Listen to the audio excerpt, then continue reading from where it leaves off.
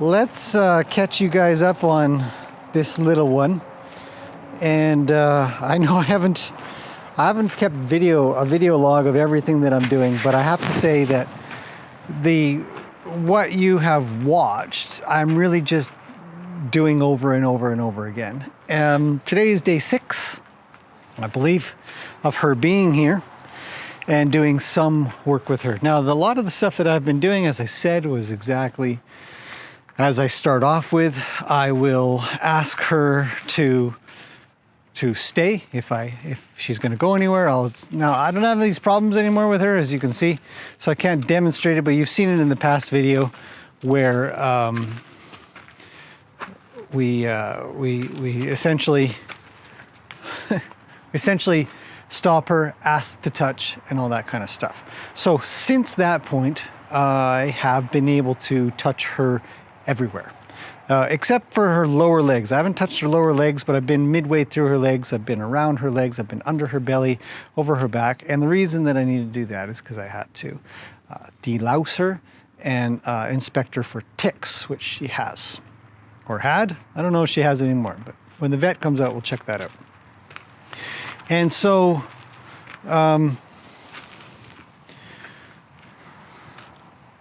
she's very friendly now. She's friendly to almost everybody, which is really good. So it's not just me. I have only seen her really kind of get worried and flick her tail at me a couple times, and it just went away so fast that I don't think I could replicate it unless I was being very concerning, which I choose not to be. So I'm going to be continuing checking to see for ticks.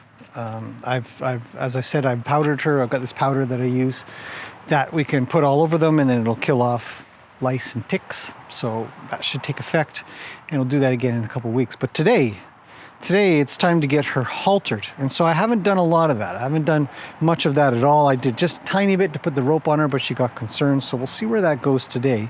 But I do want to actually explain a little bit of how I start the idea of being able to use a halter. So put the halter on there. And let's see if we're in frame. Yeah, we're kind of in frame, but I'm going to move it a little this way.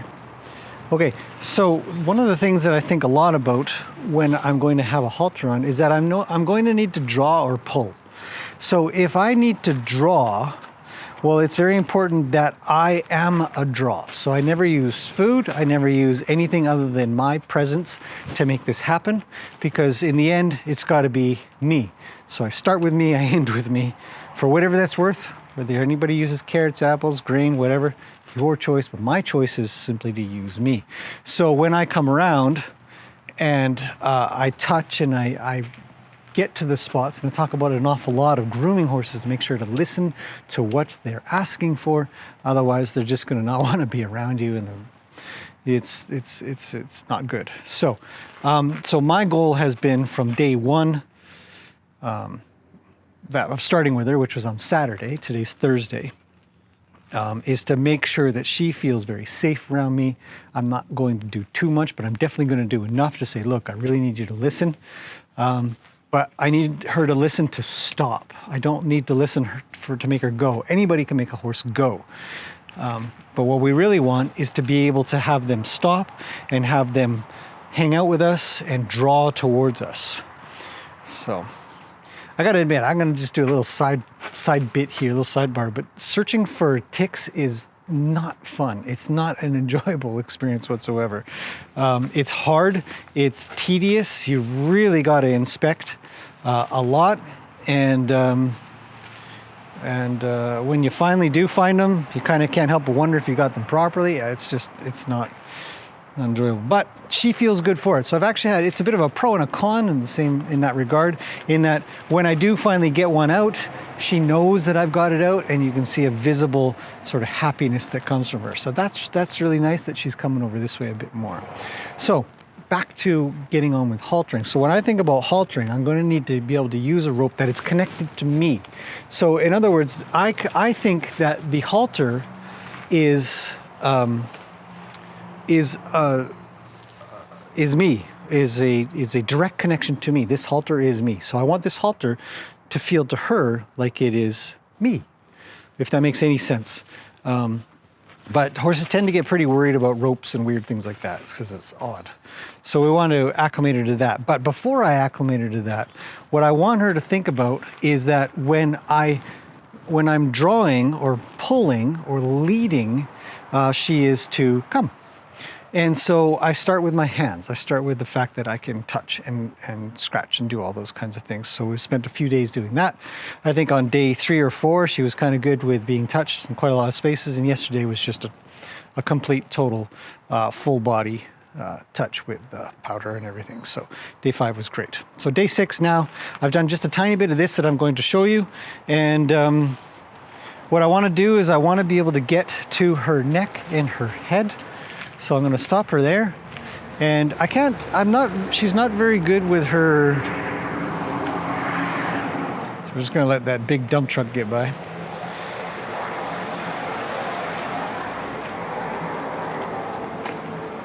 And I'll talk again. Every once in a while we get really loud dump trucks that pass by. When the weather's good, construction starts up, and trucks are everywhere. Some of them are noisier than others. So what I want to be able to do, and I've done a little bit of this, so it's probably going to present really well, is I want to be able to reach around to the other side. Usually from the under, if you come over, they get a little more worried. So usually I'll want to come under, and I'll just pull, and I might just do that. And I might pull, just like that. And it's just my fingertips. I'm not really, if she wanted to go up, I'd go up with her. So maybe I can pressure her enough to want to go up, and I just go up with her, and I just draw, and then you can leave it. And she might bounce backwards. I kind of call it like a rebound effect. She might bounce back the other way. But I'm hoping that she'll just stay in when I ask for that. She could just stay there. And she goes up, and I ask back. And then I might try a second hand, and I'll get out. We have to think about the idea that our hands are contact points. So that's one hand. One hand is one contact point. But we can also think about it that if we start putting like a finger, 1, 2, 3, 4, 5, that also can kind of be 5 contact points. But she knows I'm not scratching her right now. I'm going to try to bring her back. And I'm just going to use the same methods that I've been using to draw. So I'll come under, and she kind of goes away a little bit, and I'll draw,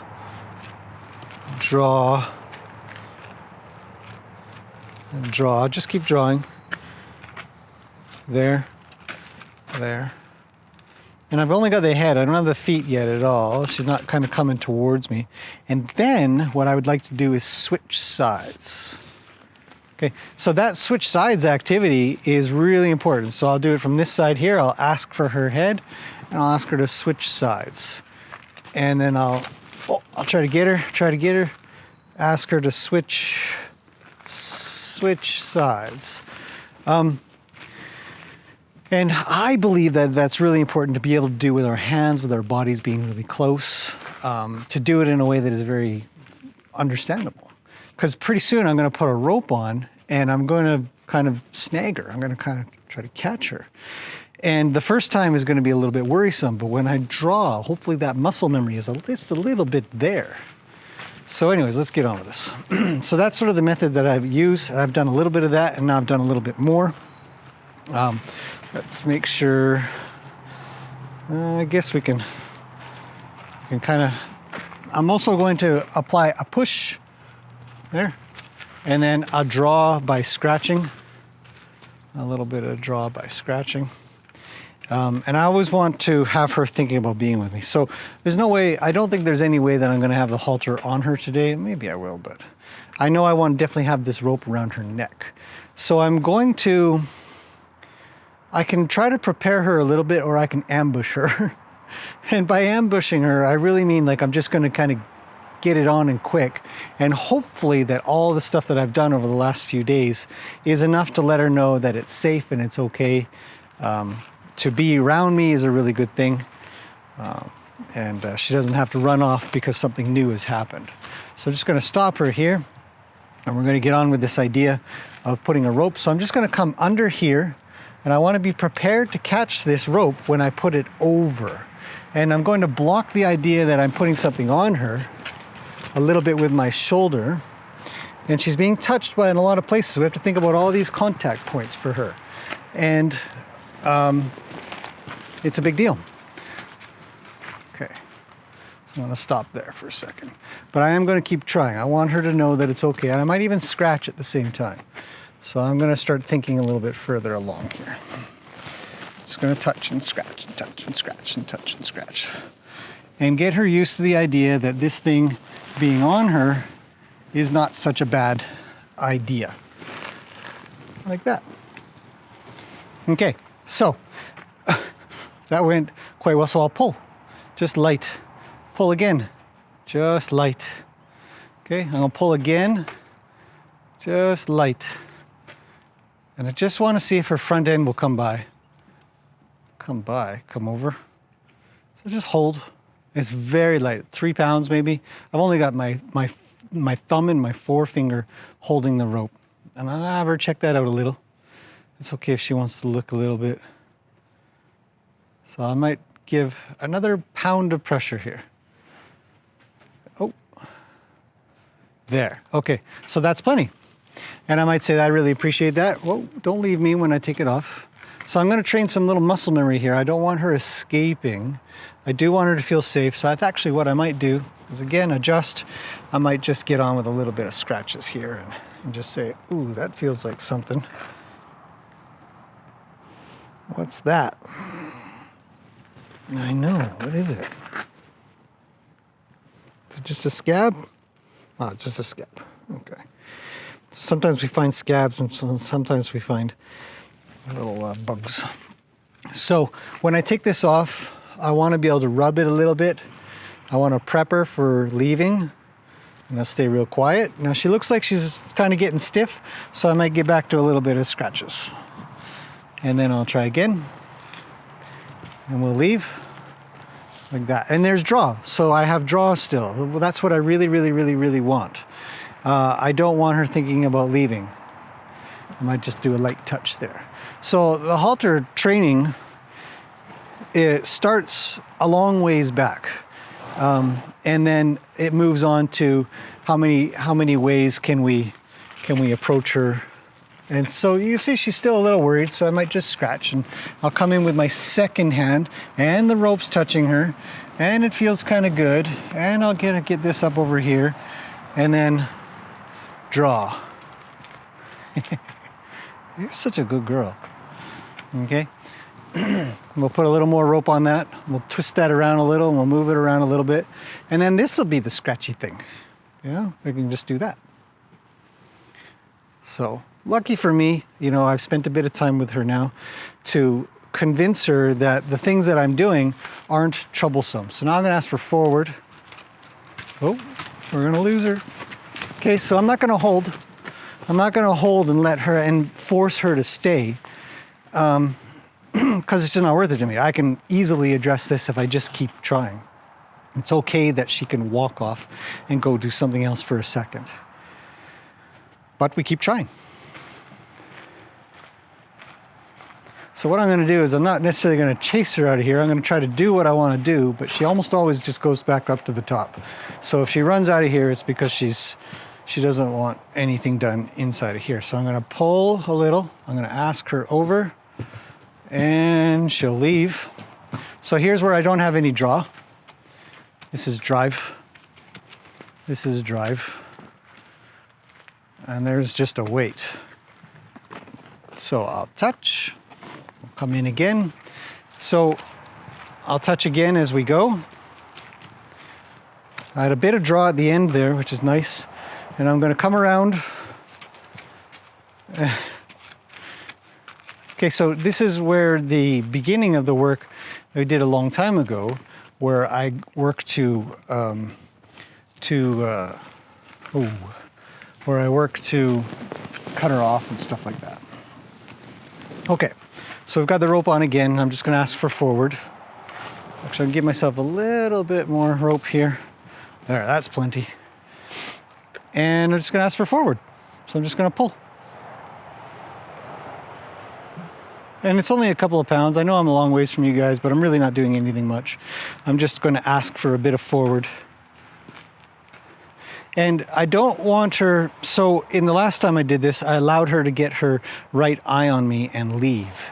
So I'm gonna try to stay on her left now, as much as I can, because this is kind of her good side. And I'm just gonna hold probably about 3 or 4 pounds worth of pull. And I'm just gonna wait. And then if she kind of tunes out, because a lot of horses will sort of tune out and they'll get drowsy and they'll just sort of like, I don't know what to do.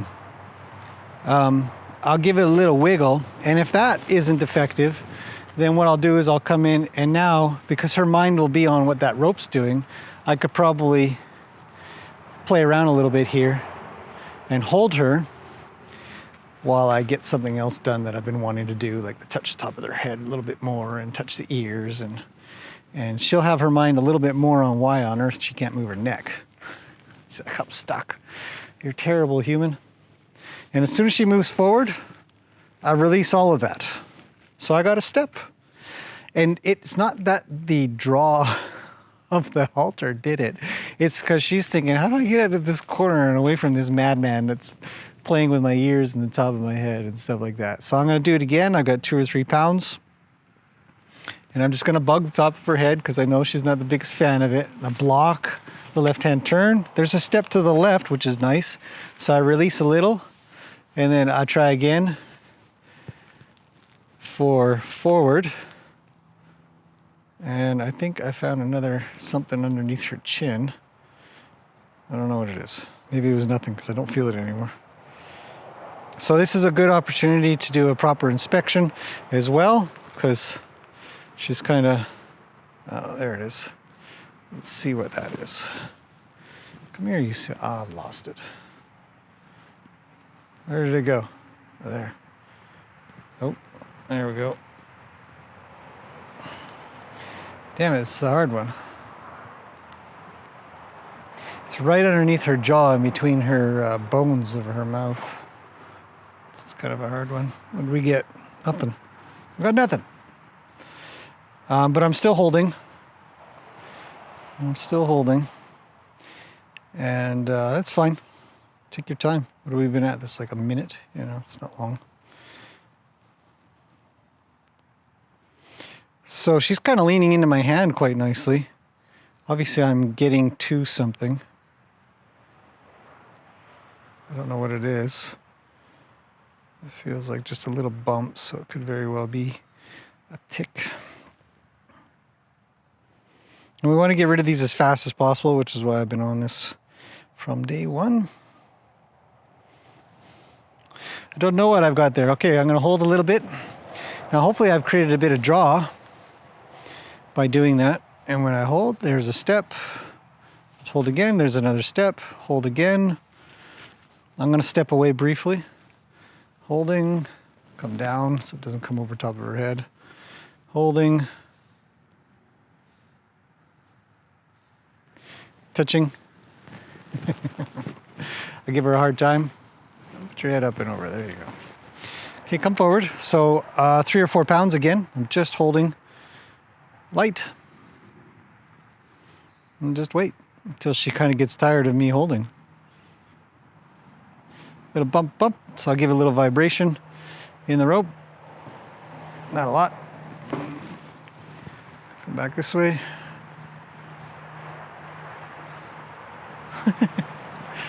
Almost there.